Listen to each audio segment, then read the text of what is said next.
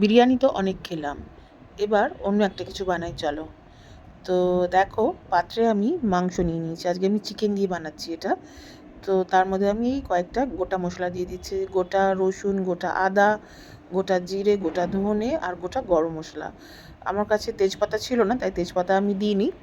তো এরকম গোটা গোটাই আমি মানে ছোটো ছোটো করে কেটে আদাটা দিয়েছি, আর রসুনের কোয়াগুলো তো গোটা গোটাই দিয়ে এবার আমি এর মধ্যে জল দিয়ে এটাকে আমি সেদ্ধ করবো। আর হ্যাঁ, এটার মধ্যে নুন আমি দিয়েছি। এই যে দেখো, আমি জল দিয়ে দিলাম।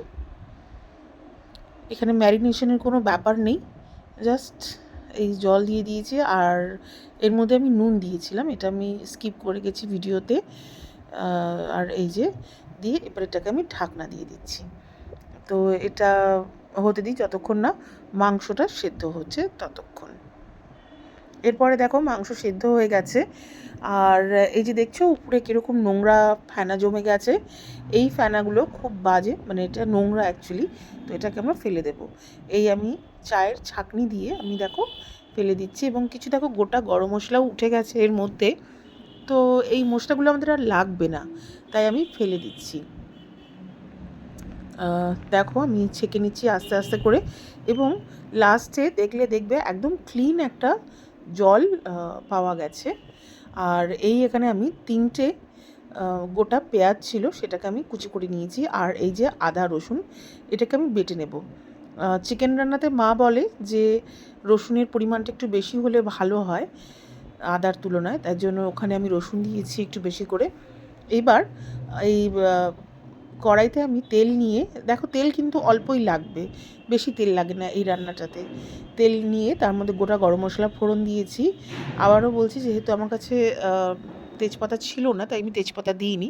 তেজপাতা দিলে ওর একটা আলাদাই গন্ধ হয়, ওটা দিলে ভালো হয়।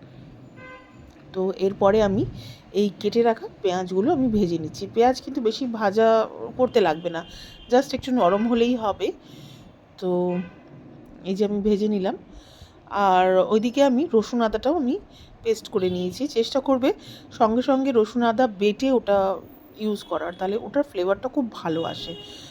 এই যে দেখতেই পাচ্ছ, খুব একটা ভালো করে এটাতে পেস্ট হয়নি, কারণ পরিমাণটা খুব অল্প ছিল, আর মিক্সারের বাটিটা দেখছো খুব বড়। তো যাই হোক, মোটামুটি একটু জল ঠল দিয়ে আমি পেস্ট করেছি করে। আচ্ছা, এর মধ্যে এরপরে আমি আবার ওই ধনে গুঁড়ো, জিরে গুঁড়ো এগুলো দিয়েছি, গরম মশলা দিয়েছি, আর হলুদ আমি দিইনি। আর এই যে সেদ্ধ করে রাখা এই মাংসটা এর মধ্যে দিয়ে দিলাম। এবার এর মধ্যে আমি দিয়ে দিচ্ছি একটু নুন দিয়ে দিয়েছি, আর দিয়ে দেব এবার টক দই। এই যে আঁচটা একটু কমিয়ে দিলাম, কারণ খুব তেতে গেছিলো আমার কড়াইটা, যেহেতু খুব পাতলা এটি। আর এখানে আমি টক দই আমি 2 থেকে আড়াই টেবিল স্পুন আমি টক দই দিয়েছি। এটাকে আমি একটু ভালো করে নাড়িয়ে নিই। ভালো করে নাড়িয়ে এবার দেখো, আমি এই বাসমতি চাল, এটা আমি 500 গ্রাম বাসমতি চাল নিয়েছিলাম। তো 500 গ্রাম বাসমতি চাল ধুয়ে যতক্ষণ না এরকম জল আসবে ক্লিয়ার, ততক্ষণ এই রাইসটাকে ধুতে হবে। আর এটা আমি অনেকক্ষণ আগে থেকে ভিজিয়ে রেখেছিলাম। তো এই রান্না করাটার সময় অন্তত 1 ঘন্টা আগে চালটা ভিজিয়ে রাখলে খুব ভালো হয়। তো ওই ভিজিয়ে রাখা চালটা আমি নিয়ে নিলাম ছেঁকে, আর ভেজানো জলটা আমি ফেলে দিলাম। আর এই যে মাংসের স্টকটা দেখতে পাচ্ছ, আমি এটা ছেঁকে নিচ্ছি, কারণ আমার ওই গোটা মশলাগুলো দরকার নেই। আর এরপরে আমি এই একটা পাত্রে ট্রান্সফার করে নিলাম, যেটাতে আমি চালটা দিয়ে মাংসটা রান্না করব। আর যেহেতু আমার এটা একবারেই হয়ে যায়, কিন্তু যেহেতু আমার কাছে পাত্রটা বড় নেই বলে তার জন্য আমি আলাদা করেছি। আর এই যে চিকেন স্টক, এটা আমার কাছে এক্সট্রা ছিল, সেটা আমি ফ্রিজে রেখে দিয়েছি অন্য কোনো রান্নায় ইউজ করব বলে। আর এই দেখো, চালটা আরেকটু মনে হচ্ছে হবে, বেশি নাড়াচাড়া করা যাবে না, চালটা ভেঙে যাবে তাহলে।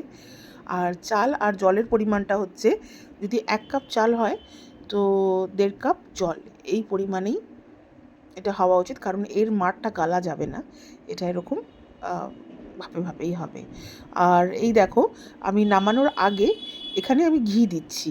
তো তোমরা চাইলে মশলাটা কষার সময় বা মাংসটা কষার সময় তোমরা ঘি দিতে পারো। ঘি যেহেতু আমি অল্প একটু ইউজ করবো, তাই আমি উপর থেকে দিয়েছি। আর চাইলে কেওড়া বা আতর জল ইউজ করতেই পারো, আমি ওগুলো স্কিপ করে গেছি। আর এই যে ফাইনাল প্রোডাক্ট, দেখো ছেলে কি বলছে খেয়ে। হ্যাঁ, স্টার্ট। কেমন হয়েছে? আবার বানাবো? জোরে বল। হ্যাঁ। ওকে, তোমরাও বানিয়ে দেখো।